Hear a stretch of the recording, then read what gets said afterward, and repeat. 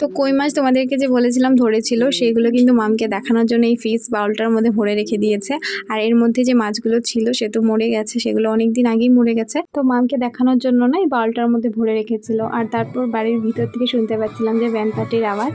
আর band পার্টির আওয়াজ শুনলেই মনে হয় যে রাস্তায় বেরিয়ে দেখি। তো রাস্তায় বেরিয়ে দেখছিলাম সবাই রেড অ্যান্ড হোয়াইট কালারের শাড়ি পরে যাচ্ছিল, খুব ভালো লাগছিল দেখতে। আর মামও ভালো করে দেখছিল যে রাস্তায় কিসের আওয়াজ হচ্ছে, তো ও ভালো করে তাকাচ্ছিল চারিদিকে, দেখছিল যে মানুষ নেচে নেচে যাচ্ছে। আর এদিকে মা দুপুরবেলা রান্না করছিল মুগ ডাল, সয়াবিন, আর তারপরে শসা লেবু কেটে নিয়েছিলাম, সাথে করেছিল শসা দিয়ে মুগ ডাল দিয়ে একটা শুক্তো করেছিল। কাকিনি দিয়েছিল কচু শাক। আর মামকে দুপুরে দেওয়ার জন্য এদিকে আমি কোয়াশ আর গাজর সিদ্ধ করে রেখেছি, তো এটাকে ওকে পেস্ট করে দেব। আর এদিকে মামের নাম্মা ওকে ঝুড়িটা দিয়ে বসিয়ে পড়েছে, পুরো খেলনা ঝুড়ি, তো একটা একটা করে বের করছে আবার ঢুকাচ্ছে, এই করছে। তো ভিডিওটা ভালো লাগে লাইক কমেন্ট শেয়ার করে দিও। দেখা হচ্ছে নেক্সট ভিডিওতে।